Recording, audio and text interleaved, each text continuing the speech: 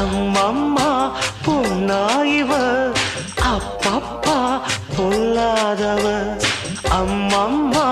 பொன்னாயிவ அப்பப்பா பொல்லாதவ